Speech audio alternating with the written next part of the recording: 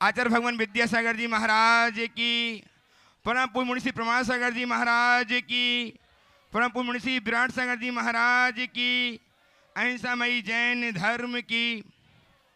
इस सुधर्म सभा में विराजित सभी भव्यजनों एवं पारस तथा जिनवाणी चरण के माध्यम से अपनी शंकाओं का सम्यक समाधान प्राप्त कर रहे श्रुति श्रोताओं, सम्यक दर्शकों, आज मैं पुनः आप सबको कुचामन नगर के इस नसिया प्रांगण से, पांड्य भवन से, परम पूज्य आचार्य भगवान विद्यासागर जी महाराज के परम शिष्य मुनि श्री प्रमाण सागर जी महाराज से जोड़ने का प्रयत्न कर रहा हूं। आप सबके लिए शंका समाधान कार्यक्रम प्रारंभ हो, उसके पूर्व गुणायतन से निर्माण निधि के रूप में अपने आप को जिन्होंने धन्य किया है उनके नाम में चयनित कर रहा हूं। आप तालियां बजा करके उनका अभिनंदन करें। बाबू श्रीकांत उपाध्याय बेलगाम कर्नाटक से निर्माण निधि के रूप में गुणायतन से अपने आप को जोड़ करके धन्य हो रहे हैं। बहुत बहुत साधुवाद। ऐसे ही ऑनलाइन अपने आप को सुधार के रूप में श्री राजपाल जी सुशील कुमार जी दिल्ली से जोड़ रहे हैं। बहुत बहुत साधुवाद। आज ऑनलाइन इस नगर के श्रेष्ठी श्रीमान गोपाल चंद जी ने अपनी धर्मपत्नी श्रीमती रूपकांता देवी की स्मृति में उनके पुत्र श्री प्रदीप जी, नीता जी, अजीत जी, रजनी जी, अभिषेक जी, वेणी, प्राची, साक्षी, अनुश्री, दीपांग, पहाड़िया परिवार कुचामन सिटी सुधार के रूप में अपने आप को जोड़ करके धन्य हो रहा है। हम उनकी इस धन्यता की अभिवंदना करते हुए उन्हें बारंबार साधुवाद प्रदान करते हैं। आज का यह कार्यक्रम प्रारंभ हो शंका समाधान के रूप में, उसके पूर्व हम सब महाराज श्री के आशीर्वाद की छांव प्राप्त करना चाहते हैं। हम सब मुनिराज को और आप सब देख रहे सभी दर्शक, सुन रहे सभी श्रोताओं, नमोस्तु निवेदित करें। आपको भी आशीर्वाद यहीं से बैठे बैठे प्राप्त होगा। बोलिए परम पूज्य मुनिराज को नमोस्तु महाराज जी, नमोस्तु महाराज जी, नमोस्तु महाराज जी। आज का यह कार्यक्रम ऑनलाइन प्रश्न के माध्यम से प्रारंभ कर रहा हूं। आपके जिनके नाम मैंने आप जिनके नाम मैंने सूचित किए हैं वे सब तैयार रहेंगे अपने नामों को सुनने के लिए। और पहला प्रश्न सुधीर जैन, ऐसा बोल दूं, आज का कार्यक्रम ऑनलाइन कार्यक्रम संचालित करेंगे हमारे सहयोगी भाई संजय जैन लाडनू से।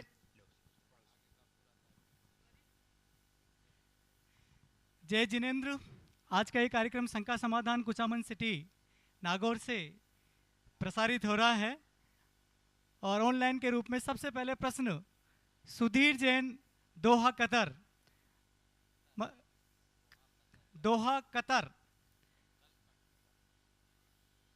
महाराज जी ये पूछना चाहते हैं, ये जानना चाहते हैं कि समोह शरण में भगवान की वाणी खिरती है, उसको गणधर लिपिबद्ध करते हैं, उसको जिनवाणी कहते हैं। इस प्रकार 24 भगवानों की 24 जिनवाणी होनी चाहिए, क्या ये सही है? उनके नाम भी होंगे? यदि नहीं तो डिटेल में बताने की कृपया करें।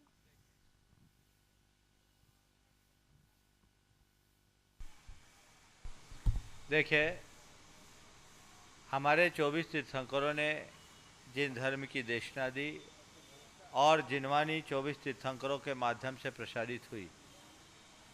आपने पूछा है कि 24 तीर्थंकरों की 24 जिनवाणी होनी चाहिए, ऐसी कोई बात नहीं। 24 तीर्थंकरों ने जिनवाणी का प्रवर्तन किया, पर उनकी जो मूलभूत वाणी थी उसमें कोई अंतर नहीं था। हम 24 तीर्थंकरों की जिनवाणी को 24 तब कहते हैं जब उनका उपदेश 24 प्रकार का होता। सभी तीर्थंकर अलग अलग उपदेश दिए, लेकिन सबका सार एक।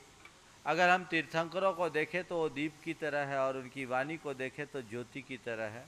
दीप हजारों हो सकते हैं, लेकिन ज्योति को अगर देखें तो कोई अंतर नहीं। तो वाणी वही रही, केवल भगवान की का नाम बदला, भगवान की मुख मुद्रा बदली। तो इसलिए हम ये मानते हैं कि हमारे 24 तीर्थंकरों ने द्वादशांगा रूप जिनवाणी को हम सबके बीच प्रस्तुत किया, आगम को प्रस्तुत किया, और संपूर्ण जिनवाणी द्वादशांग रूप रही है, भगवान ऋषभ देव से लेकर महावीर तक। महाराज जी, गौरव बढ़ सूरत से ऑनलाइन प्रश्न के रूप में दूसरे प्रश्न करता है। जानना चाहते हैं कि आज के समय में असमंजस की स्थिति उत्पन्न हो गई है कि नौजवान सब शहरों में रहते हैं और बूढ़े माँ बाप गाँव में। कारण ये है कि आजीविका और शादी ब्याह गाँव में होना मुश्किल हो गया है। माँ बाप इसी कारण बस बच्चों को शहर भेज देते हैं। फिर होता ऐसा है कि बच्चे शहर में अपने परिवार और व्यापार में उलझ जाते हैं और माँ बाप ये बोलते हैं कि हमारा मन गांव में ही लगता है। अब इस स्थिति को कैसे एडजस्ट किया जाए? समय ऐसा है कि प्राणी के पल दो पल का ठिकाना नहीं है, जाने कब क्या हो जाए।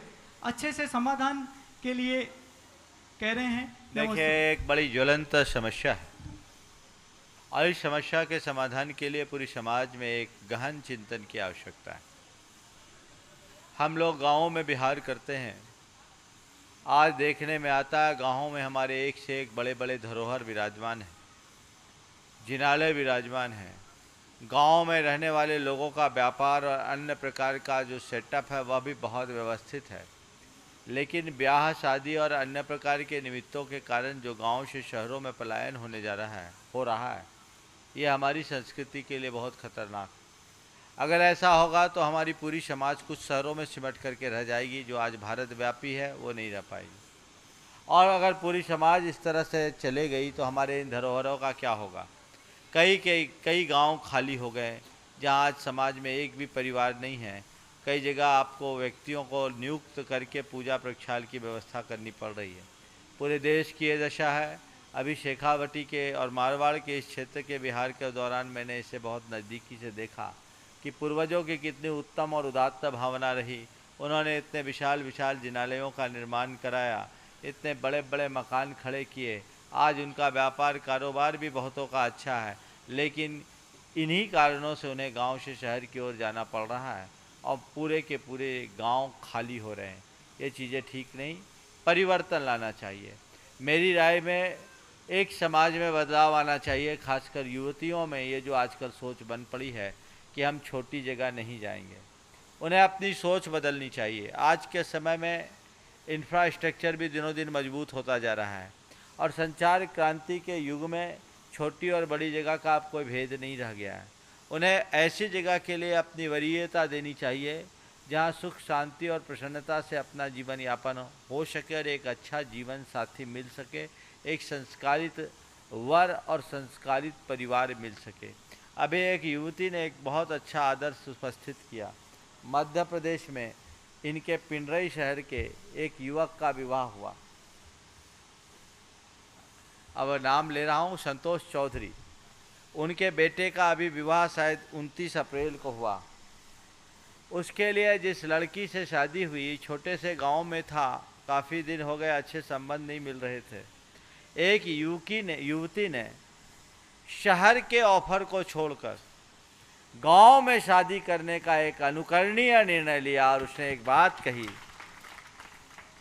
कि हम महाराज ने जो कहा उस बात को आत्मसात करते हुए शंका समाधान में उन्होंने सुना कि गांव की धरोहरों का क्या होगा, यदि हम सब शहरों में चले जाएंगे तो गांव वालों का क्या होगा। उस लड़की ने शहर का ऑफर त्याग करके गांव में विवाह करने का निर्णय लिया और ठाट बाट से ये विवाह हुआ। मैं हमारी समाज की अन्य युवतियों से भी कहना चाहता हूं, कुछ इस तरह का आदर्श उपस्थित करें। छोटे बड़े शहर की बात मत देखें, छोटी जगह चले जाओ पर खोटी जगह मत जाना। अगर सच्चे अर्थों में देखा जाए तो आज गाँव में जितने सुख और शांति से जीवन बिताया जा सकता है, शहरों में नहीं। शहरों में केवल कृत्रिमता होती है, व्यक्ति ऊपर से चमक दमक से युक्त दिखता है, भीतर खोखला होता है। कई बार लोगों को इन्हीं समस्याओं के कारण गांव से शहर में जाना पड़ता है और शहर में जाने के लिए, बसने के लिए अपनी सारी संपत्ति बेचनी पड़ती है, तब छोटा सा एक मकान या फ्लैट ले पाते हैं और अपना कारोबार शुरू कर पाते हैं और वहाँ सरवाइव करे इसकी कोई गारंटी नहीं होती। मेरे संपर्क में ऐसे अनेक लोग हैं जिन्होंने अपने बच्चों के शादी ब्याह के चक्कर में गांव से शहर में जाने का निर्णय लिया, गांव का सारा कारोबार वाइंड अप किया और संपत्ति बेची, शहर में गए, लेकिन उनको कुछ सफलता नहीं मिली, न इधर के रहे न उधर के। तो मैं ये तो कहना चाहूँगा कि इस तरह से गाँव को छोड़ना उचित नहीं है। आप अपने परिवार में ऐसा वातावरण बनाएं, अपने बच्चों को ये संस्कार दें और गांव वाले ठान ले कि हम अपनी बेटी उन्हीं को देंगे जिनके यहाँ से बेटी हमको मिलेगी। तो ये समस्या का बहुत अच्छा सॉल्यूशन निकल सकता है। अपने व्यापार आदि की प्रगति के निमित्त यदि कोई गांव से शहर जाते हैं तो जाए, लेकिन अपने मूल को न भूले, समूलता न जाए, तो हम इस समस्या का एक बहुत अच्छा निदान पा सकते हैं। महाराज जी, हसमुख जैन वसई से ये जानना चाह रहे हैं कि समाधि मरण की इस पंक्ति का अर्थ क्या है। 35 16 60 पंचारो दो एक वर्ण विचारे। 35 16 56 चारों दो एक वर्ण विचारे, ये नमोकार मंत्र हमारे परमेश्वरी वाचक मंत्रों का द्योतक है। नमोकार मंत्र 35 अक्षर का है। अब हम इसे अगर शॉर्ट में करते हैं, अरहत सिद्धाचार्योपाध्याय सर्व साधुभ्यो नमः, ये 16 अक्षर का हो जाता है। 35 16 पण, ठीक है, 5 अक्षर में। अशिया उषा 5 अक्षर में हो जाता है। 6 में होता है अरहंत सिद्ध, 4 में होता अरिहंत, 2 में होते हैं सिद्ध, और 1 में होता अ। ये हमारे 35 16 56 चतुर्दुग मेघम जबह च झाये है, परमेठि वाचियानम अन्नम च गुरु वयेशेन, ये जो अपने द्रव्यशंकर की गाथा उसका ही ये भाव।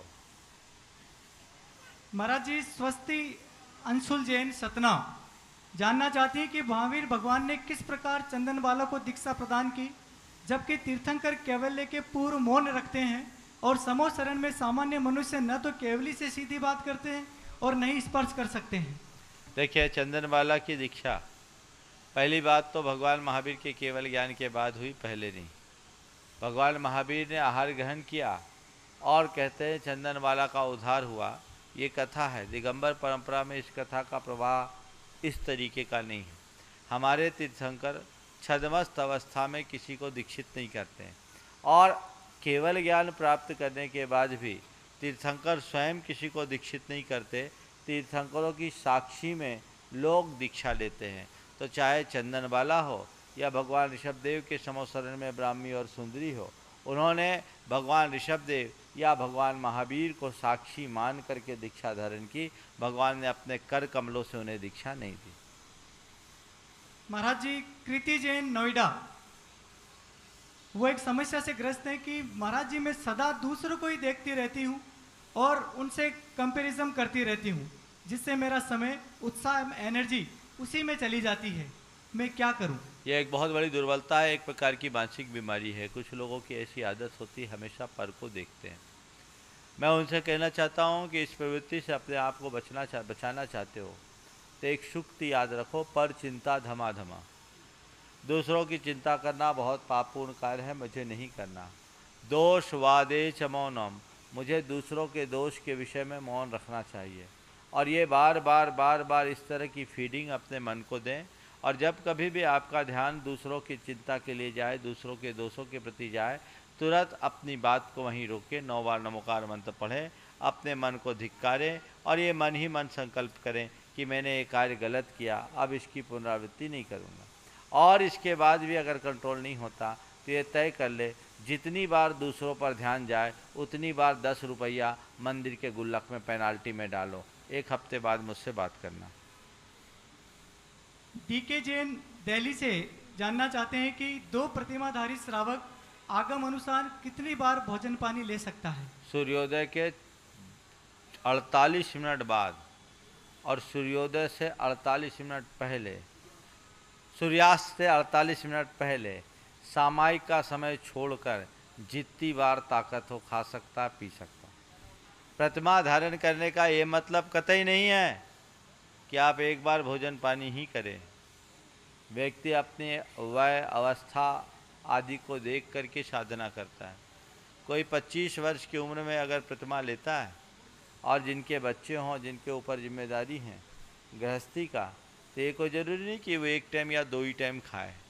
वो शुद्ध खाए, जितनी बार खाना है सो खाए, और जो खाना है सो खाए, लेकिन अभक्ष न खाए, शुद्ध खाए। अभिषेक टली सागर से जानना चाहते हैं कि जो लोग घर से पूजा की धोती के साथ चप्पल पहनकर जाते हैं, ये क्या सही है? भैया, धोती तो 16 की है, चप्पल काहे की है? एक बार एक ने कहा, महाराज हम 16 की चप्पल पहन के जाते हैं। हमने कहा ठीक है, अगर 16 के चप्पल कोई तुम्हारे सिर पर दे तो मानोगे? चप्पल 16 का हो या सोना का, चप्पल तो चप्पल ही है। ये चीज़ उचित नहीं है। मंदिर में इस तरीके से आपका जाना ठीक नहीं। या तो उत्तम ये होना चाहिए कि मंदिर में ही इतना उत्तम इंतजाम हो कि लोग मंदिर में स्नान करके अपने वस्त्र आदि को बदले, क्योंकि सड़कें एकदम साफ शुद्ध नहीं होती। और यदि ऐसी व्यवस्था नहीं बनती, नंगे पांव जाएं और पाद प्रक्षाल अच्छे से करें। उम्मेद जी जैन पांचवा वाले जो मुंबई रहते हैं, वो कह रहे हैं कि अपनी आमराय व गुरु आमराय के कारण कोई बात पर मतभेद हो तो क्या करना चाहिए, कृपया समाधान दें। देखिए, उलझना नहीं चाहिए। अगर मतभेद है और समझ में नहीं आ रहा है तो अपने आप को वहां से खिसका लेना चाहिए।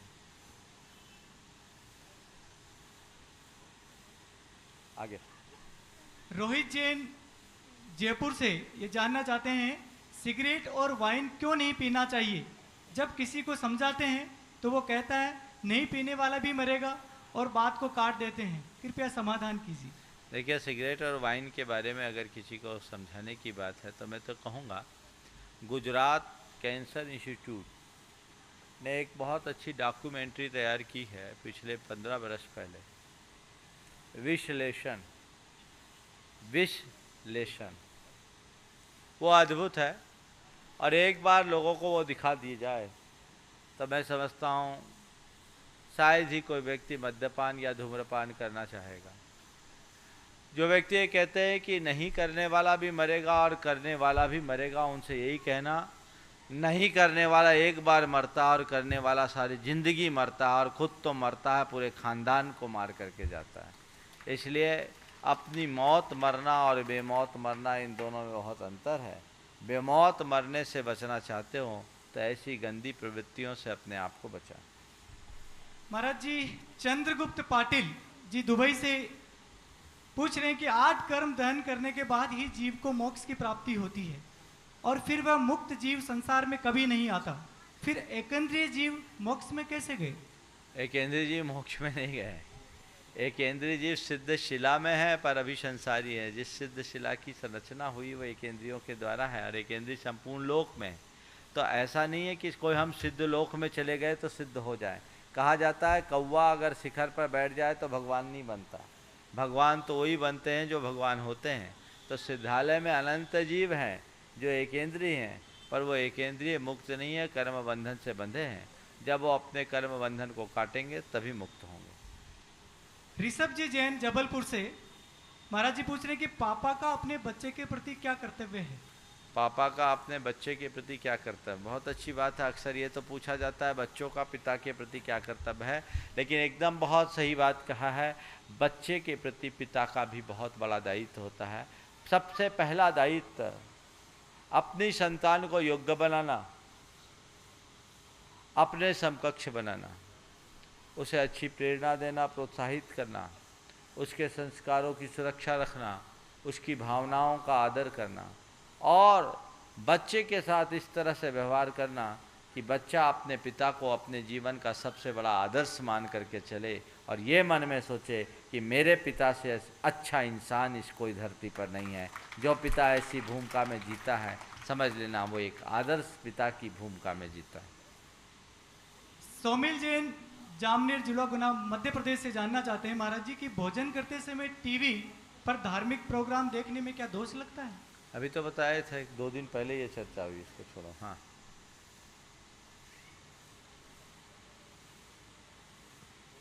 मनीष जी जैन नोएडा से जानना चाह रहे हैं कि असाता वेदनी कर्मों के बंध को किस प्रकार रोका जा सकता है। देखिए, असाता वेदनी कर्म के बंध को या किसी भी अशुभ कर्म के बंध को आप रोकना चाहते हैं तो उसका एक ही उपाय है, मंद कसाय भाव रखो, शुभ परिणाम रखो।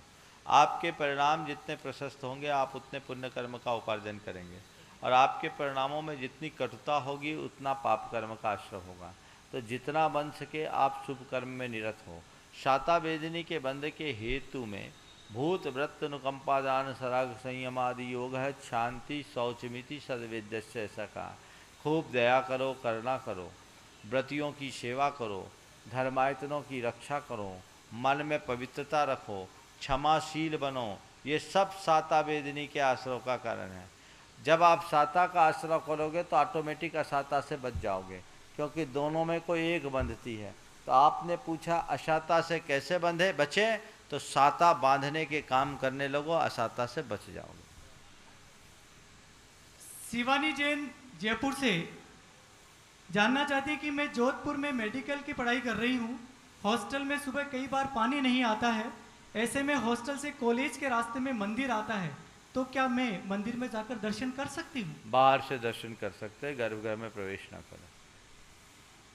वीरेंद्र जी जैन, धनबाद, झारखंड से महाराज जी जानना चाहते हैं कि तीर्थंकर गर्भ में किस भाव से आते हैं और केवल ज्ञान कैसे होता है?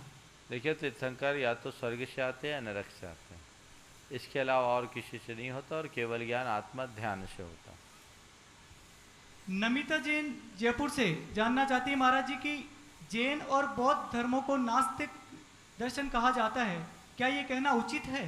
यदि नहीं तो किन्हीं पूर्वाचार्यों ने इसके खंडन में कहीं कुछ वर्णित किया है? देखिए, आजकल आस्तिक और नास्तिक शब्द की जो व्याख्या की जा रही है वो एक प्रकार के सांप्रदायिक अभिनिवेश से भर के की जा रही है। आस्तिक और नास्तिक शब्द लोगों ने इस आधार पर कह दिया, जो वेद को प्रमाण माने सो आस्तिक और जो वेद को न माने वो नास्तिक। वस्तुतः आस्तिकता और नास्तिकता का यह आधार नहीं है।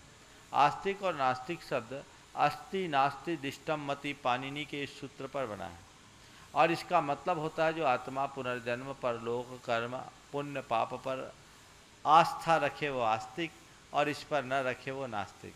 इस दृष्टि से आस्तिक भाव को देखा जाए तो जैन दर्शन विशुद्धतया आस्तिक दर्शन माना जाता है, क्योंकि जैन दर्शन आत्मा के अस्तित्व को स्वीकार करते हुए लोक परलोक और पुनर्जन्म पर पूरी तरह विश्वास करता है।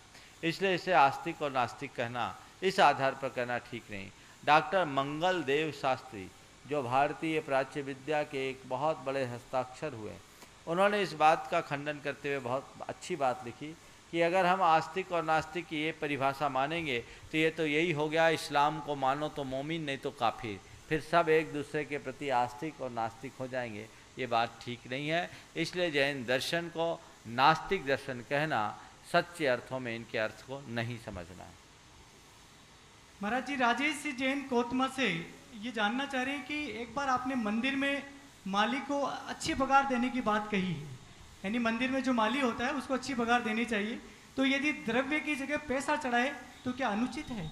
नहीं भैया, पैसा चढ़ाओगे तो भी तुमने निर्माल्य का मूल्य चढ़ा लिया। भगवान के लिए तो अष्टद्रव्य ही चढ़ाना चाहिए, और माली के लिए पैसा दो अलग से, और वो जो अष्टद्रव्य है वह द्रव्य पशु पक्षियों के काम में आए, ऐसा प्रयास करना चाहिए। मैं तो आपको एक बात बताता हूँ, यदि आप मंदिर में रखे हुए माली से ये कहते हो कि 5 किलो बादाम रोज चढ़ता है, तो आप निर्माल्य का मूल्य आंक रहे हैं, आप उससे मत जोड़ो।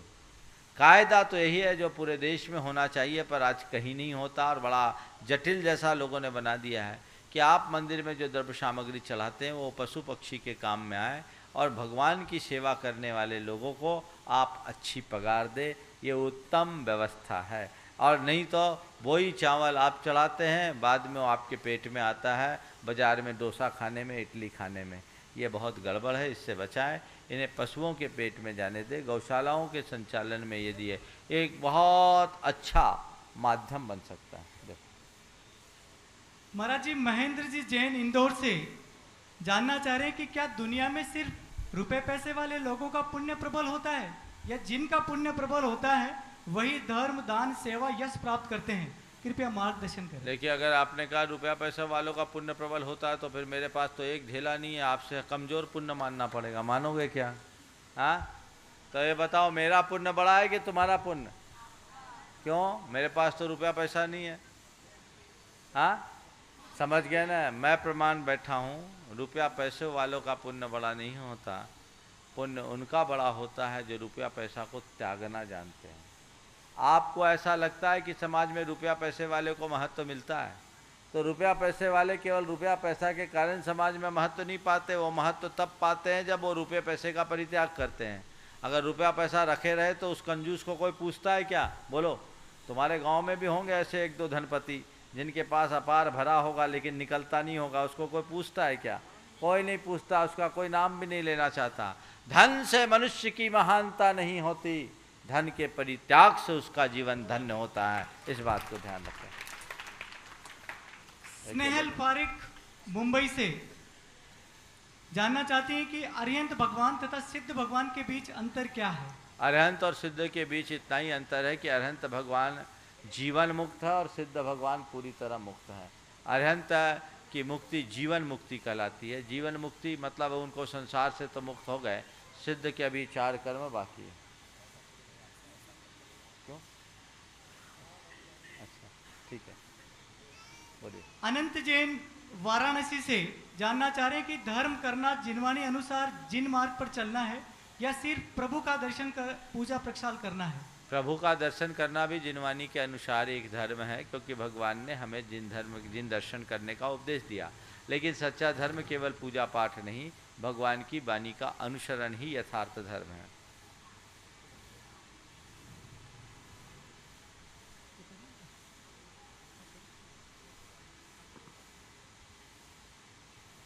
महाराज श्री जीवन प्रकाश जी मड़वैया भोपाल से जानना चाहते हैं या अनुरोध कर रहे हैं कि महाराज श्री हिंसक युग में महावीर का जन्म हुआ। जियो और जीनो दे के संदेश से हिंसा इतनी थमी कि शेर और गाय एक घाट पर पानी पीने लगे। क्या आज के आतंकवादी युग में हिंसादिक वातावरण में कोई महावीर अवतरित हो सकता है जो हिंसा के गर्त से विश्व को निकाल सके? आपके प्रवचन अंग्रेजी में विश्व पटल पर प्रसारित हों तो जीव रक्षा की अलख जगाई जा सकती है। आपका ज्ञान, ओज, तप, वक्तृत्व शैली असंख्य प्राणियों के प्राण बचाने में सहायक हो सकती है। हे गुरुदेव, कुछ ऐसा करें कि ये संभव हो सके। देखिए, आपकी भावना बहुत प्रशस्त है और निश्चित आज के युग में भगवान महावीर की ज़्यादा आवश्यकता है, क्योंकि आज जितनी हिंसा है भगवान महावीर के युग में उतनी हिंसा नहीं थी। घोर हिंसा और अराजकता का वातावरण है, और ऐसे वातावरण को कोई महापुरुष ही, महावीर जैसे महापुरुष ही दूर कर सकते हैं। आपने पूछा है कि क्या आज कोई महावीर आ सकते हैं? महावीर तो नहीं आ सकते, लेकिन हम अपने भीतर के महावीर भाव को जगा कर ये सब काम कर सकते हैं। मेरा तो एक ही कहना है कि जब सघन अंधकार छाता है तभी सूरज उगता है। सूर्य के प्रचंड ताप से जब धरती फटती है तब वर्षा बरसती है। समय बदलता है। ये 2 पंक्तियाँ रघुवीर शरण मित्र की मुझे आज के संदर्भ में याद आ रही है। कोई कंस सताता जग को, कोई कृष्ण बचाते हैं। कोई कंस सताता जग को, कोई कृष्ण बचाते हैं। जब जब रावण शोर मचाता, राम दौड़कर आते हैं। कोई कंस बचाता जग, सताता जग को, कोई कृष्ण बचाते हैं। जब जब रावण शोर मचाता, राम दौड़कर आते हैं। तब तब लव कुश पैदा होते, जब तब सीता रोती है। तब तब लव कुश पैदा होते, जब जब सीता रोती है। और घोर अधर्मों के पलने पर गीता पैदा होती है। बिल्कुल आपने कहा है, महावीर की आज आवश्यकता है। निश्चित महावीर के जीवन दर्शन को यदि हम लोग आत्मसात कर ले तो ये मान करके चलना, आज इस धरती पर महावीर जीवंत हो उठेंगे और उनका अहिंसा का संदेश पूरे विश्व में गूंजेगा, निनादित होगा। महाश्री श्रीमती सुशीला जी पाटनी किशनगढ़ जो श्राविका श्रेष्ठ हैं, वे जानना चाहती हैं कि महाश्री कुंडलपुर में महामहोत्सव है अभिषेक के रूप में, उसमें बूढ़े व्यक्ति, बच्चे अथवा बीमार व्यक्ति यदि जा पाने में असमर्थ हैं तो इस पुण्य को कैसे प्राप्त कर सकते हैं? हमारे यहाँ कृतकालिक अनुमोदन तीनों की व्यवस्था है। अच्छा हो खुद करो, खुद न कर सको तो किसी दूसरे से कराओ, और अगर दूसरे से न कर सके तो करने वालों की अनुमोदना करो, तन मन धन। आप खुद कर सके तो अति उत्तम है, और खुद नहीं कर सकते तो कोई दूसरे को भेज दो और अपना सहयोग वहाँ प्रदान कर दो। ये भी महान पुण्य के लाभ का कारण है। महाश्री सुरभि जैन सागर से जानना चाहती हैं कि एक दिन पाठशाला में वहाँ की मैडम बच्चों को प्रभु पतित पावन की विनती के रचयिता शिवनाथ को बता रही थी। मैं जानती थी उसके रचयिता बुज्जन जी हैं, परंतु मैंने उन्हें टोका नहीं। ऐसे में बच्चों को गलत शिक्षा उनके द्वारा दी गई तो क्या मुझे दोष लगेगा जो मैंने जानते हुए नहीं बताया? अगर कोई व्यक्ति इस तरह से गलत प्रतिपादन कर रहा है तो उस समय तो चुपचाप रहना चाहिए। जब उनका प्रतिपादन पूर्ण हो जाए तो उसके बाद उन्हें उनका ध्यान आकृष्ट करा देना चाहिए कि नहीं, आप इसमें चूक कर गए हैं और ये आपको स्वीकार लेना चाहिए, उसमें बुरा नहीं होना चाहिए। अभी एक व्यक्ति ने मेरा ध्यान आकृष्ट किया, महेंद्र कुमार जादूगर है आष्टा के, उनका एक पत्र आया। मैंने विगत दिनों अपनी चर्चा में एक बात कही थी कि पद्मावती पोरवाल जैन समाज की एक समाज है और उनमें कोई गोत्र नहीं। उन्होंने मुझे एक जाति इतिहास का आधार करके एक पुस्तक भेजी, एक छोटी सी पत्रिका भेजी, और उसमें उन्होंने मेरे जानकारी के लिए कहा कि महाराज इसमें इतने सारे गोत्र हैं। तो मैं एक बात बताऊं, उन्होंने जो बात बताई, मैंने जो बात कही थी वो उत्तर प्रदेश के पद्मावती पोरवाल के लोगों के लिए कहा था, जिनके कोई गोत्र का उल्लेख नहीं मिलता, और इसकी चर्चा मुझसे नरेंद्र प्रकाश जी ने की थी। उन्होंने जो भी गोत्र के नाम दिए हैं वो सब मालवा प्रांतीय पद्मावती पोरवाल जैन समाज के दिए हैं। मैं अगर जो बात कहा था तो मेरे को उपलब्ध जानकारी के आधार पर कहा था कि इस समाज में कोई गोत्र नहीं है, और गोत्र को लेकर के शादी ब्याह में ज़्यादा सोचना बहुत अच्छी बात नहीं है। ये समाज के अलग अलग हिसाब से लेकर के चलते हैं। उन्होंने गोत्रों का नामोल्लेख किया है, ये गोत्र मेरी नई जानकारी में उन्हें दी, इसके लिए मैं बिल्कुल उनको साधुवाद देता हूँ। लेकिन ये बात ध्यान के रख करके चलना चाहिए कि उनने मालवांचल की जानकारी दी है, उत्तर प्रदेश की भी जानकारी टटोले। आगे महाराज श्री ब्रह्मचारी संजीव भैया जी कटंगी वाले इस समय पिंडरई में ब्रतिरंगी पिंडरई में शिक्षक महामंडल विधान आयोजित कर रहे हैं, करवा रहे हैं। वे जानना चाहते हैं क्या 1024 अर्घ की पूजा 2 दिन में की जा सकती है एवं 8 दिन का विधान 5 या 6 दिनों में पूर्ण किया जा सकता है? बिल्कुल नहीं किया जा सकता। ये 8 दिन का विधान एक अनुष्ठान है। अगर आप अनुष्ठान को अनुष्ठान की भांति करें तो 8 दिन में ही करें, उसमें काट छाँट ना करें। और शॉर्टकट अपना के 1024 अर्घ को 2 दिन में बांटते हैं तो आप अपनी पूजा अधूरी छोड़ करके दूसरे दिन पूरी करते हैं। ये चीज़ें ठीक नहीं है, इसे उसी तरीके से करना चाहिए। अब स्थानीय लोगों के लिए बुला लीजिए। और आज 10 मिनट चलेगा, बता दो जी। आज हमारे गुणायतन के ट्रस्टी श्रीमान जेके जैन साहब प्रथम प्रश्न के माध्यम से संकट समाधान का इस कार्यक्रम का शुरुआत करेंगे और तैयार रहेंगे अमित जैन कुचामन से। आज 7:30 तक चलेगा। आज 7:30 तक यह कार्यक्रम चलेगा। आप अधीर नहीं होंगे, आपको सबको अवसर प्राप्त होगा। हाँ, जो जहाँ वहीं से बोले। हाँ, नमस्ते महाराज जी। महाराज जी, आजकल ये ताबीज, डोरे, जंतर मंतर, पेंडल का टीवी में काफ़ी ऐड आ रहा है, और ये क्या सही है? यदि ये सही है तो जैसे धन कुबेर, धन वर्षा यंत्र, यदि ऐसा है तो सब गरीबों को ये दे दी जाए तो पूरे भारतवर्ष से गरीबी दूर हो जाएगी। और दूसरा, एक सुरक्षा कवच के बारे में भी बयान रहा है, तो यदि मंत्रियों को इनको यदि सुरक्षा कवच यंत्र दे दिया जाए तो करोड़ों अरबों रुपये जो सुरक्षा में खर्च हो रहे हैं वो बच जाएंगे।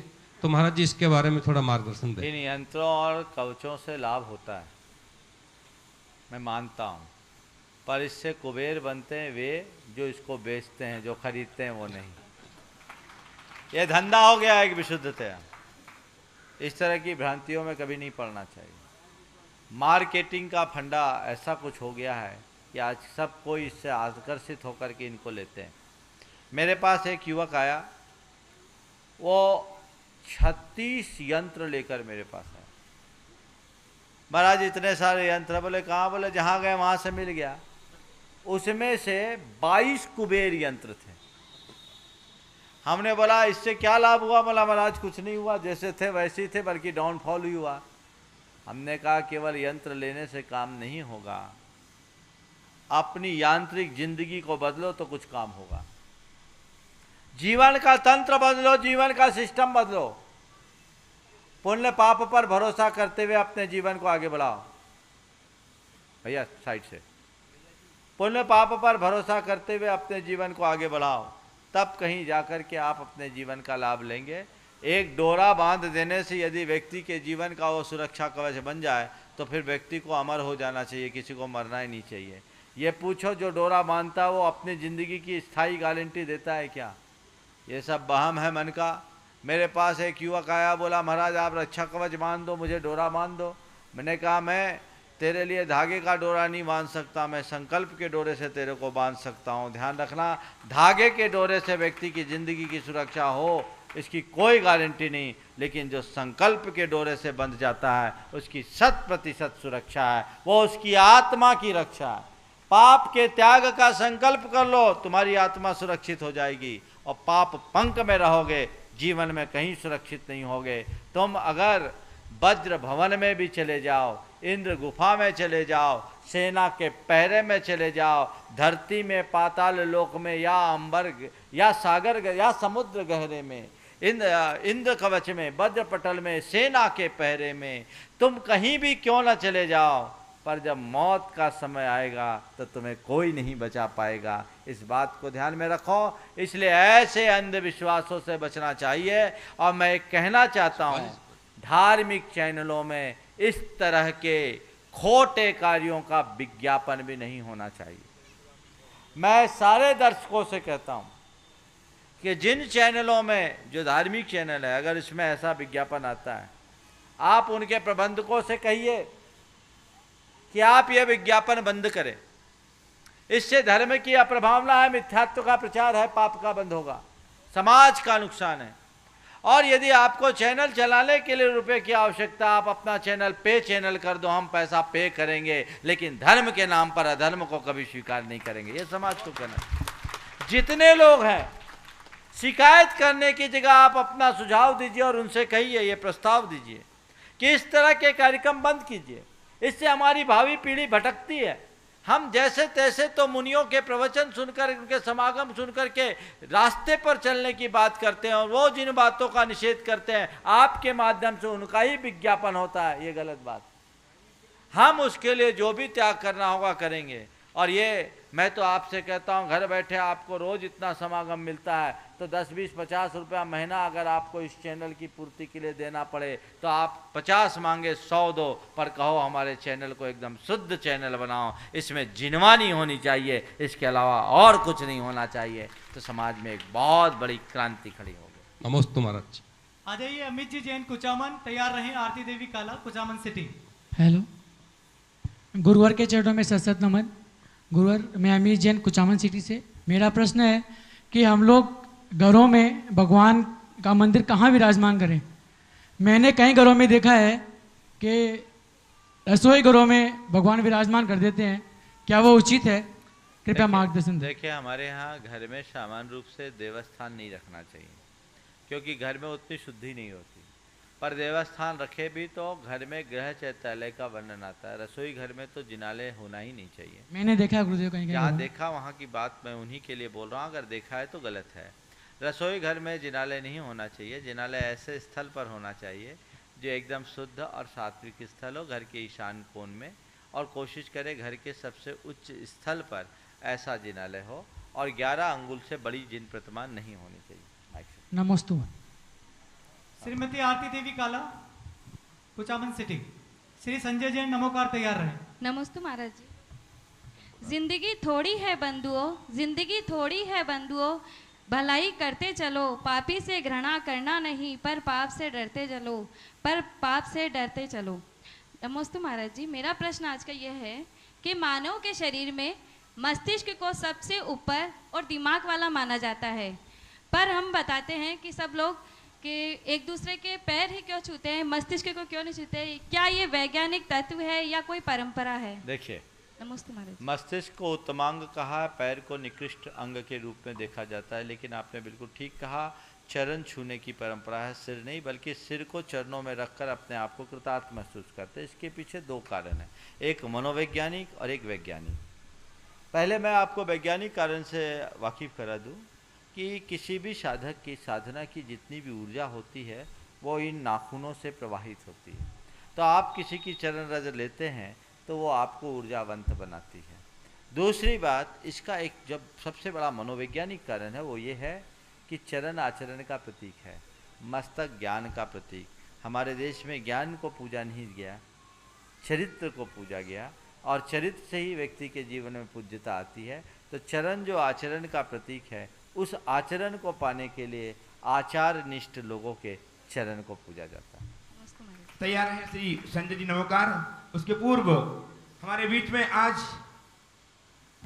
आचार्य भगवान विद्यासागर जी महाराज की अनुप्रेरणा से, जहाँ की कुंडलपुर में 4 जून से 9 जून तक बड़े बाबा का महामस्तकाभिषेक आयोजित है, उसकी सारी जानकारी देने के लिए अमृत जी प्रणरिया जबलपुर से, जो कि कुशल मंच संचालक हैं, हमारे बीच उपस्थित हैं। थोड़ी देर बाद कमेंट। हाँ, पूछिए। नमस्ते महाराज।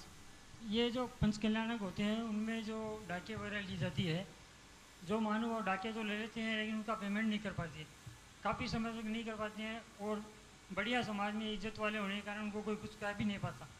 तो ये क्या इनका क्या हो सकता है? ऐसे लोग 7 जन्म की दरिद्रता को आमंत्रित करते हैं। बोली बोलना और पैसा न चुकाना अपने भावी जीवन में दुर्गति करना, ये एक प्रकार के निर्माल्य का भक्षण है। तुम अपने रसूख और रुआब के कारण भले आज तुम्हें कोई कुछ न बोल पाए, लेकिन तुम्हारी ऐसी दीन दशा होगी इसकी कल्पना भी नहीं हो सकती। इसलिए कभी जीवन में ऐसा कार्य नहीं करना। कभी बोली बोलो या तो बोलो मत, और बोलो तो जितनी जल्दी हो सके उसे चुका दो। और यदि तुरंत देने की स्थिति नहीं है तो बोली बोलते समय ये कह दो कि ये राशि मैं इतने दिनों में दूंगा और तब दूंगा जब मेरी आज जैसी हैसियत रहेगी और मैं इस दुनिया में रहूंगा। तो अगर आप ये दोनों बातें कंडीशन डाल करके दें और आयोजकों को उसमें स्वीकार्यता हो तब तो आप दें, अन्यथा मत दें। मैं तो कहता हूँ जितने शान से आप बोली बोलते हो उतनी उदारता से आपको बोली चुकाना चाहिए। कभी मौका ही ना आना चाहिए कि कोई व्यक्ति आपसे तकादा करे कि भैया बोली का पैसा दो। अरे बोली आपने खुद बोली है, आपको खुद चाहिए कि कहीं बोली है तो चुकाएं। कई बार ऐसा होता है कि लोग बोलियां बोल देते हैं और भूल जाते हैं। इरादतन वो नहीं देते हैं लेकिन भूल जाने के कारण नहीं पहुंचा पाते। तो मैं आपसे कहना चाहता हूं, एक तो बोली बोलो तुरंत पैसा दो, बोली बोलो नहीं तो वहाँ के आयोजकों को अपना फ़ोन नंबर नाम पता लिखा करके चले आओ कि भैया मैं ये बोली बोल करके यहाँ से जा रहा हूँ, घर पहुँच करके रुपया भेजूँगा, अगर भूल जाऊँ तो एक रिमाइंडर ज़रूर दे देना ताकि आप पाप से बच जाएं। कई जगह ऐसा है कि अगर नाम लिख दिया गया ABC, किसी का नाम है लालचंद, श्यामचंद, रामलाल, श्यामलाल नाम लिखा हुआ है, एड्रेस नहीं, पता नहीं, आयोजक उनसे संपर्क नहीं कर पाते, वो घर वाले जा कर के भूल जाते हैं और अनपेक्षित रूप से वे एक महान पाप के भागी बन जाते हैं। इससे बचें। नमिता जी पाटोदी कोटा, और तैयार रहे श्री अभिषेक जैन। जो जहां वहीं से खड़े होके बोलो। हाँ,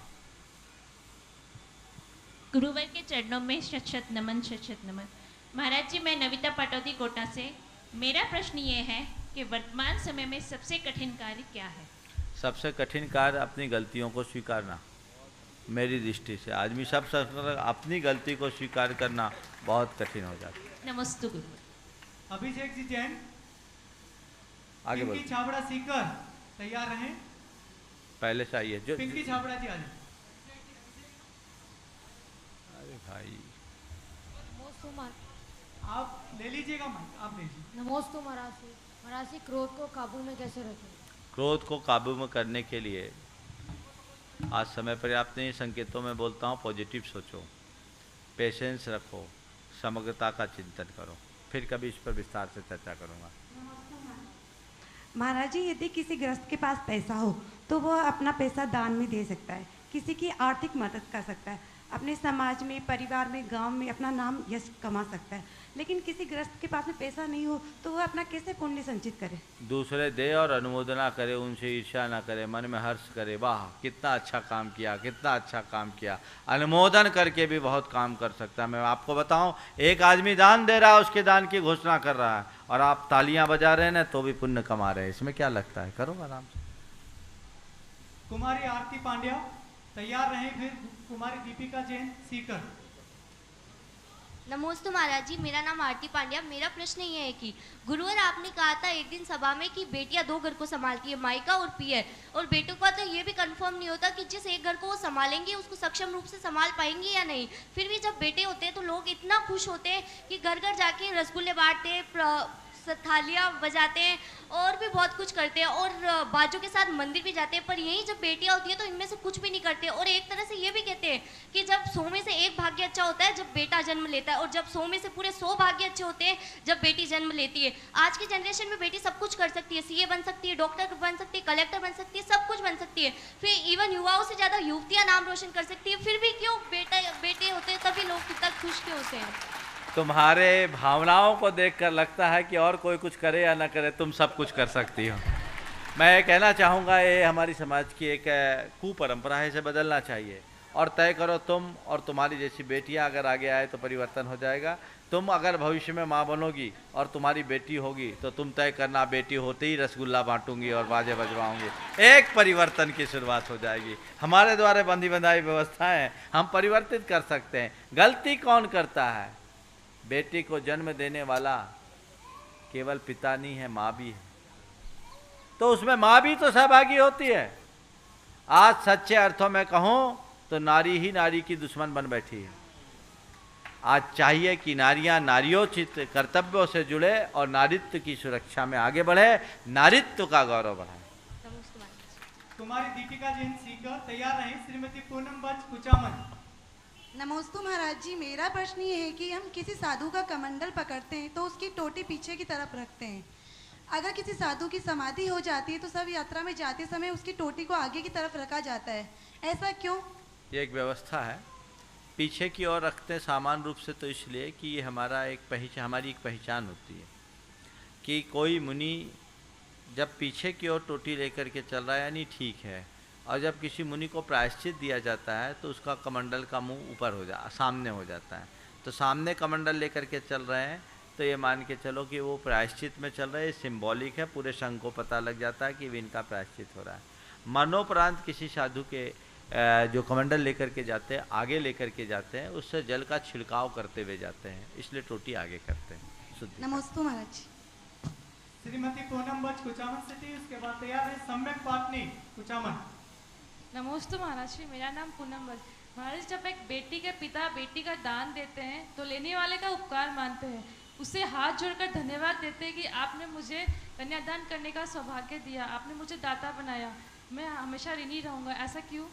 इसीलिए कि दान की एक परंपरा है, जो दानी होता है वो मानी नहीं होता, विनम्र होता है। दान देते समय हाथ ऊपर होता, आंखें नीचे होती। रहीम खान खाना के लिए ऐसा कहा गया कि बहुत उदार था और जी भर करके दान करता था, और जितना जितना दान करता था उसके अंदर उतनी ही विनम्रता आती थी। तो किसी ने कहा कि सीखी कहाँ नवाबजू जो ऐसी दीनी देन, जो जो कर ऊँचों कियो त्यों तो नीची नैन। तो उन्होंने जो जवाब दिया आज के संदर्भ में बहुत उपयोगी है। उन्होंने कहा देनहार कोई और है, देवत है दिन रैन। देनहार कोई और है, देवत है दिन रैन, और रोज लोग भरम मोपे करे ताते नीची नैन। तो यहाँ अगर विनम्रता है, दान की एक संस्कृति है कि हम किसी को दान दे तो विनम्र बने, उसके प्रति आभार व्यक्त करें, और इससे एक सीख लें, हर क्षेत्र में दान देने के बाद अपने मन में इसी तरह का विनम्र भाव प्रकट करें। अजय सम्यक पाटनी 5 वर्ष के बालक हैं, अजय जल्दी से आइए। और तैयार है नेहा जैन। शीघ्रता करिए बेटा, फटाफट से आइए आगे।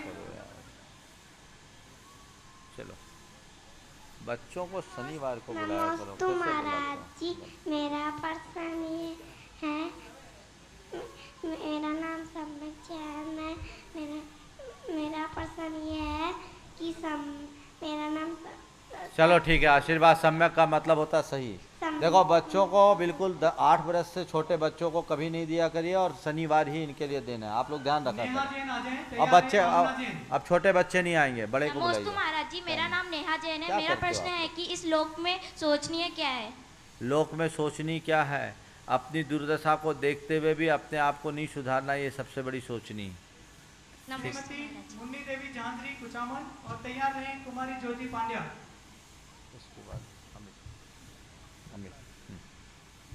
महाराज श्री के चरणों में कोटि कोटि नमन। महाराज श्री, मेरा प्रश्न है कि जैसे परिवार में कोई संकट में हो, बीमार हो, और उसके लिए हम जाप या दान करें तो क्या उसका पुण्य उस बीमार आदमी को या देखो पुण्य मिले या ना मिले, प्रभाव जरूर मिलता है। अगर कोई व्यक्ति संकटापन है और उसके नाम से आप अगर जाप अनुष्ठान आदि करते हैं तो उसका उस पर प्रभाव पड़ता है, और करना चाहिए, दान भी देना चाहिए, जीव दया का कार्य भी करना चाहिए। गौ रक्षा का कार्य करने से कईयों के स्वास्थ्य में परिवर्तन हुआ। बाबा जी से आप लोग पूछेंगे तो मालूम पड़ेगा, कई मरणासन्न व्यक्ति जिनकी स्थिति वेंटिलेटर पर लटकने की रही है, जो वेंटिलेटर पर रहे हैं, उन लोगों ने भी इस तरह के कार्य किए और उनके जीवन की रक्षा हुई। तो इसका पूरा का पूरा प्रभाव पड़ता है। आज अमेरिका में इस पर काफ़ी रिसर्च हुए। पूजा और प्रार्थना से व्यक्ति के स्वास्थ्य में भी परिवर्तन हुआ। तो उसका पुण्य बढ़े या न बढ़े, आपकी पॉजिटिव वेव जो उसके जीवन में परिवर्तन लाती है और उसकी स्वास्थ्य रक्षा में निमित्त बनती है। इसलिए कभी ऐसा कोई कार्य हो तो पारमार्थिक भाव रखते हुए ऐसा जरूर करना चाहिए। नमस्ते महाराज। कुमारी ज्योति पांड्या तैयार नहीं, श्रीमती सुनीता जैन। नमस्ते महाराज जी, मेरा नाम ज्योति पांड्या है, मैं कुचामन से हूँ। मेरा प्रश्न ये है कि संयुक्त परिवार में ऐसा कोई ज़रूरी नहीं है कि सभी परिस्थितियाँ सभी परिवार के सदस्यों के अनुकूल हो, तो उन्हें हमें अनुकूल बनाने के लिए क्या करना चाहिए जिससे हमारा चंचल मन स्थिर हो जाए और हमें किसी कसाय या पाप का बंध भी नहीं हो। देखिए, संयुक्त परिवार में रहते हुए अगर दो बातें अपना ले तो सब अनुकूल बन जाए। एक है उदारता और दूसरी है सहिष्णुता। एक दूसरे के प्रति उदार हों, दूसरों के प्रति अच्छा व्यवहार करें, उनकी कमियों की अनदेखी करें और सहनशील बने। अपने लिए कोई कुछ कह दे तो उसकी प्रतिक्रिया ना करें। ये दो बातें अपना करके चलते हैं तो परिवार मजबूती से साथ चलेगा। नमस्ते महाराज। नमस्ते महाराज जी, मैं ये जानना चाहती हूँ कि जैन दर्शन में शाद्वाद और अनेकांतवाद क्या एक ही है? अगर एक नहीं है तो इनमें क्या अंतर है? अनेकांत दर्शन है और शाद्वाद उसके प्रतिपादन की शैली। अनेकांतवाद कहें और शाद्वाद कहें, दोनों एकार्थक है। हमारे बीच में एक दो और नाम ले लो। श्रीमती पांच जी सुशीला जी आ जाए और तैयार है कल्पना बज। जल्दी करो, जल्दी आ जाए। जो सामने खड़े हो दौड़ के आए। बोलिए बोलिए कल्पना जी, बोलिए। नमस्ते महाराज, मेरा क्वेश्चन ये है कि हमें घर में पूर्वजों की फ़ोटो लगानी चाहिए क्या? और लगानी चाहिए तो उस पर माला पहनानी चाहिए क्या?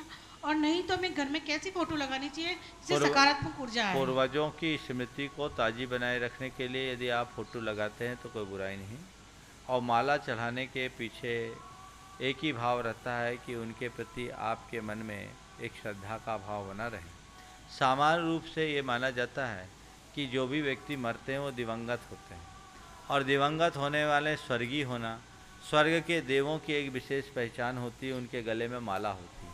तो लोग इसलिए पूर्वजों के मृत जब मर जाने के बाद उनकी तस्वीर पर माला पहनाते हैं कि ये मानकर चलते हैं वो स्वर्ग में गए हैं, ये माला हमने उस लक्षण से डाल दिया है, वो माला माल हो गए। इसमें कोई दोष नहीं है और इसे पूरब या दक्षिण या पश्चिम की दीवार पर लगाना चाहिए। चलिए आ जाए पारस जी सुशीला जी के साथ। नमस्ते महाराज। भौतिकता की चकाचौंध के आज का मानव इतना भ्रमित हो गया है कि वो नैतिक अनैतिक कार्य करके भी अपनी लज्जा को भूल गया है। यहाँ तक कि उसे अपने कार्य, अपना धर्म, समाज, कुल, अपनी सांस्कृतिक मर्यादा भी याद नहीं रहती और स्वयं का सभ्य जीवन भी भूल गया है। इसका क्या कारण महाराज? इसका यही कारण है कि उसकी मूल निष्ठा खत्म हो गई, आध्यात्मिकता का भाव नष्ट हो गया और स्वार्थपरता की वृत्ति बढ़ गई। चलिए आ जाए भावना जी, आ जाए। तैयार है श्रीमती संतोष शेट्टी लाडनू और तैयार है श्रीमती अनिता पहाड़िया। जल्दी आ जाए। और तब तक दक्ष सरस्वती दो बच्चे आगे आ जाए। बच्चे नहीं। नमस्ते महाराज, मैं संतोष शेट्टी लाडनू से। हम जब किसी का उपकार करते हैं तो हमारे मन में बहुत शांति मिलती है और जब हम किसी के उपकार की कामना करते हैं, वो उपकार नहीं करते तो हमारे मन में खिन्नता आती है। तो इस खिन्नता को कम करने के लिए हम क्या उपाय करें? ज़्यादा से ज़्यादा उपकार करो। चलिए आ जाए भावना जी और तैयार है श्रीमती अनिता पहाड़िया, श्रीमती मंजू गंगवाल। अनिता पहाड़िया, मंजू गंगवाल। नमस्ते महाराज जी, मेरा प्रश्न मेरी भाभी का भिलवाड़ा से। वो पूछना चाह रही है कि मेरे पिताजी वर्तमान सागर जी के मुनि संघ में मुनि पद में है, तो इससे उनको कितना पुण्य मिलेगा?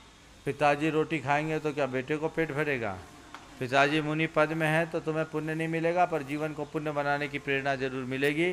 जिस रास्ते पर पिता चले उस रास्ते पर तुम चलो, तुम्हारा जीवन पुण्य नहीं पुण्यमय हो जाएगा, ऐसा रास्ता। श्रीमती मंजू जी गंगवाल हैं, गंगवाल जी बस हो गया। जल्दी करिए। अब और ये दो बच्चे जो है गुल्लक प्रदान की थी बनाने के लिए नमस्ते करके आशीर्वाद देंगे। अब सारे कार्यक्रम को यहीं रोकिए। अब रुकिए, अब कल होइएगा आपका प्रश्न। आज हमारे बीच बड़े बाबा, छोटे बच्चों को आ जाने दो दोनों को। हाँ, कुंडलपुर के बड़े बाबा के महामस्तकाभिषेक का आयोजन है। आशीर्वाद। ठीक, चलो। कुंडलपुर के बड़े बाबा के महामस्तकाभिषेक का आयोजन आगामी 4 जून से 9 जून तक होने जा रहा है। वो अपने आप में एक अभूतपूर्व आयोजन परम पूज्य गुरुदेव के सानिध्य में होने जा रहा है। इस आयोजन को लेकर के पूरे देश में व्यापक तैयारियां चल रही है और लोग बड़े उत्साह के साथ इसमें जुड़ रहे हैं। आज मुझे दिखाई पड़ रहा है कुंडलपुर के कमेटी के कुछ पदाधिकारी अमित भाई के साथ यहाँ आए हैं। मैं चाहूँगा कि आगे, चूँकि आज कार्यक्रम भी 10 मिनट लंबा चलना है, वो अपनी बात समाज के बीच रखें। और जब तक ये कार्यक्रम संपन्न न हो, सभी से मैं कहना चाहूँगा धैर्यपूर्वक उनकी बात को गंभीरता से ऐसा व्यक्तित्व जो निरंतर आचार्य भगवान के कार्यक्रमों का विधिवत सुसंचालन किया करता है, जबलपुर समिति प्रणाली का मुनि भक्त, अनंत मुनि भक्त यह व्यक्तित्व आपके समक्ष है। ताली बजाकर इनका अभिनंदन करें। आचार्य भगवंत श्री 108 विद्यासागर जी महामुनि राज के चरणों में नमन करते हुए इस संचालन की शुरुआत की प्रेरणा जिन्होंने दी, मुनिवर श्री 108 प्रमाण सागर जी महाराज के चरणों में बारंबार नमोस्तु निवेदित करता हूँ। मुनिवर श्री 108 विराट सागर जी महाराज श्री के चरणों में नमोस्तु निवेदित करता हूँ। मित्रों, पूरे भारतवर्ष में बस एक ही हलचल चल रही है, बस एक ही चर्चा अहिंसक जैन समाज के मध्य में आज है। ठीक है कि जो देवता हम सबके हृदय के श्रद्धा के स्थान पर विराजित हैं, कुंडलपुर के वो बड़े बाबा, आज पूरे भारतवर्ष के जनमानस से पूछा जाए कि जून के महीने में इस भारतवर्ष में सबसे बड़ा कौन सा ऐसा घटनाक्रम होने जा रहा है जो आप सभी का ध्यान अपनी ओर आकर्षित कर रहा है, तो मित्रों किसी को ये बताने की आवश्यकता नहीं पड़ेगी कि जून का महीना अब इतिहास के पन्नों पर दर्ज होने जा रहा है। कुंडलपुर के बड़े बाबा का महामस्तकाभिषेक कुंडलपुर की उस धरती में आचार्य भगवंत के सानिध्य में आयोजित होने जा रहा है। मित्रों, में जब हम अभी राकेश सिंह जी और साथ में मनोज आदिनाथ जी चले तो कोटा जब पहुंचे तो एक दादी माँ अपने छोटे से बच्चे से कह रही थी, तकरीबन 10-12 वर्ष का वो बालक होगा, कितनी प्रेरक बात वो कह रही थी। वो दादी माँ कह रही थी कि बेटा अपनी माँ के कर्ज को कभी चुका नहीं पाओगे, माँ बाप जैसे पाला करते हैं उनका कर्ज दुनिया में कोई चुका नहीं सकता, तुम अपनी माँ के कर्ज को कभी नहीं चुका सकते। लेकिन अगर अपनी माँ अपनी दादी के हृदय को कुछ सुख देना चाहते हो, कुछ शांति देना चाहते हो, तो इन गर्मी की छुट्टियों में कहीं मत जाना, बस एक ही काम करना कि कोटा से चल करके कुंडलपुर चले जाना और अपने हाथों से कुंडलपुर के बड़े बाबा का कलशाभिषेक कर आ जाना। मित्रों, आचार्य भगवंत ने क्यों प्रेरणा प्रदान की हम सबको महामस्तकाभिषेक के लिए? कभी ये प्रश्न आपके हमारे जहन में आता होगा। क्यों पूरे भारतवर्ष का आह्वान आचार्य भगवंत ने भी किया कि एक बार पूरा भारतवर्ष 5 जून से 9 जून तक एक साथ उठ करके खड़ा हो जाए और कुंडलपुर में बड़े बाबा जहां विराजे हैं, पूरे भारतवर्ष का हर पुरुष वर्ग धोती दुपट्टे पहन करके हाथ में कलश लेकर के बड़े बाबा के अभिषेक के लिए उपस्थित हो जाए। क्यों आचार्य भगवंत ने यह आह्वान किया, क्यों ये प्रेरणा दी? ये प्रश्न हमारे अंदर आता होगा। मित्रों, कभी अपने आप से पूछ लेना, इस प्रश्न का उत्तर भी आपके पास है। लोग कहा करते हैं कि सम्मेद शिखर की वंदना के लिए जाओ तो असीम पुण्य मिलता है, एक बार बंदे जो कोई ताहि नरक पशुगति नहीं होए। जो लोग इस बात को जानते हैं उन्हें इस बात की जानकारी होगी कि कुंडलपुर की वंदना जीवन में एक बार आवश्यक है, और अगर जीवन में दूसरा कोई सबसे बड़ा आवश्यक आपके जीवन में बनने जा रहा है तो वो ये बनने जा रहा है कि एक बार कुंडलपुर की वंदना, सम्मेद शिखर की वंदना के बाद एक बार कुंडलपुर तीर्थ क्षेत्र की वंदना अवश्य करना, उस पर्वत की वंदना अवश्य करना। मित्रों, आचार्य भगवंत ने क्यों आशीर्वाद प्रदान किया वो बात आप सभी को बता दूं कि हम पूरे भारतवर्ष के लोग लगभग लोग कुंडलपुर में बड़े बाबा के दर्शन कर चुके हैं और उनके दर्शनों से लाभान्वित हो चुके हैं। लेकिन क्या हमने कभी ये सोचा कि कुंडलपुर के बड़े बाबा का वो गंधोदक हमारी घर की दहलीज के अंदर प्रवेश कर पाए? कितना पावन और पवित्र वो गंधोदक है, जिस घर में पहुंच जाया करता है वो घर में अपने आप में पवित्र हो जाता है। बस आचार्य भगवंत की यही सोच है कि भारतवर्ष के किसी भी जैन समाज के श्रावक का कोई भी घर ऐसा बाकी ना रह जाए जिस घर में कुंडलपुर के बड़े बाबा का वो गंधोदक प्रवेश न कर जाए। बस यही सोच गुरुदेव की रही है। मित्रों, एक निवेदन करना चाहूंगा, राजस्थान से लेकर के दिल्ली तक और न जाने कहां कहां के लोग बड़े बाबा के चरणों से जुड़े हुए हैं। और राजस्थान के बारे में तो ये कहा जाता है कि मध्य प्रदेश के लोगों के लिए कुंडलपुर के बड़े बाबा जितने उनके हैं उससे कहीं ज्यादा राजस्थान के लोगों के लिए कुंडलपुर के बड़े बाबा उनके बन चुके हैं। तब एक निवेदन करने आया हूं कि अब सारे काम छोड़ देना जून के महीने में, बस एक काम करना कि हर पिता अपने बेटे को कहे, हर भाई अपने बड़े भाई छोटे भाई को कहे कि जीवन भर बहुत कमाया है, बस अब जीवन में एक स्वर्णिम अवसर आया है जब हम सारे लोग एक साथ मिलकर के कुंडलपुर में बड़े बाबा का अभिषेक कर सकते हैं। मित्रों, ये मात्र अभिषेक नहीं हो रहा है, जिनकी आंखों में ये दिखाई दे रहा हो कि बड़े बाबा की प्रतिमा का अभिषेक हो रहा है, तो मैं उन्हें बता देना चाहता हूं ये मात्र अभिषेक नहीं है, बल्कि जीवन में एक ऐसा अवसर आ गया। मित्रों, आज से 1500-2000 वर्ष पूर्व चले जाना, जब बड़े बाबा का वो प्राचीन मंदिर बना था, हम सारे लोग कहीं ना कहीं रहे होंगे उस समय भी, लेकिन हमारा आपका इतना पुण्य नहीं था कि बड़े बाबा का मंदिर बन रहा हो तो एक ईंट भी अपने माध्यम से वहां लगा पाते।